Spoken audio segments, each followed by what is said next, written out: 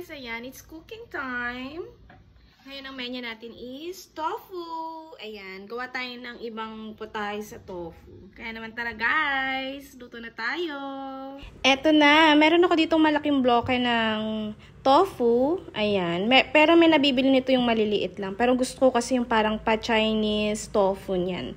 Ayan, make sure na na-top dry nyo siya para pag nagprito kayo mamaya, hindi kayo matalabsikan ng mantika. Ayan, hinati-hati ko lang siya dyan ng paganyan. Ayan, parang pa-cube or irregular size. And then, nilagay ko siya sa separate plate para lagyan natin siya ng konting salt para malasa na siya.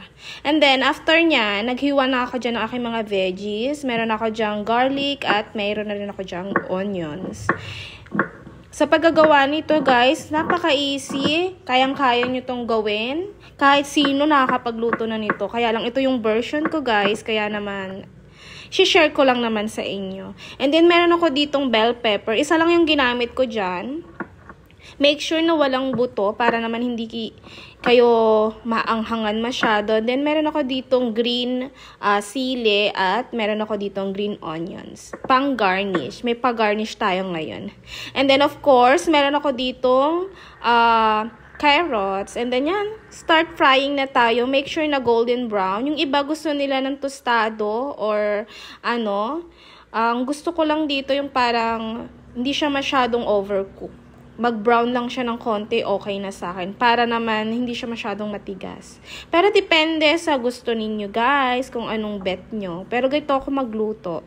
And then after nya, na brown-brown na siya, iset aside lang natin siya. Ayan. And then, mag-start na tayong mag-isa.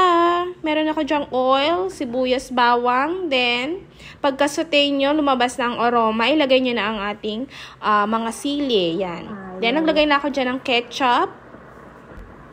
Hinalo-halo ko ng kauntingan. And then, maya-maya, naglagay na ako dyan ng carrots.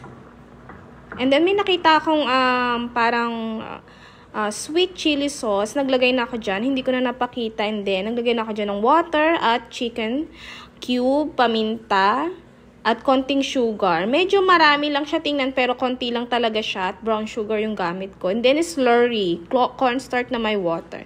Para pag pampalapot. Ayan. Medyo na uutal-utal pa ako guys, no? Pag nakita na siya na malapot na, pwede na siyang yayakapin niya na yung ating tofu o tokwa, luto na siya. Ayan, nilagay ko na siya dyan ng very light. Pagkatapos niyan, pagka nayakap na niya ang sauce, ready to dig na. So easy guys, no? Very easy, very healthy. Sa mga nagda-diet, vegetarian, pwedeng-pwede to. Kaya naman, ayan, may pag-garnish na tayo. Ready to dig in. Tara, kain na tayo!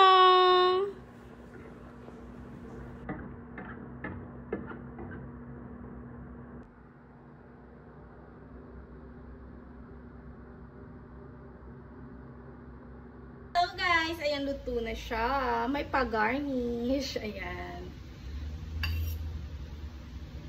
This is so healthy. Yan. Pakakainin ko yung anak ko nito. Kaya hindi ko siya masyadong inanghangan para hindi naman so spicy. Oh, yummy. And the tofu is so tender. Nakataglish ako guys, no? Masarap tong papakin din. Mas gusto ko siya pinapapak. And then, konting rice. Yum.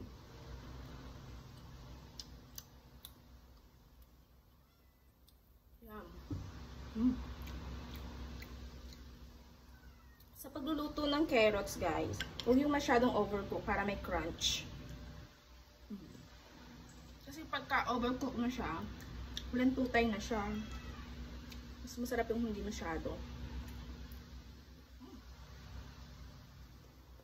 Yummy! Thank you for watching, everyone! Kain na! See you on my next video!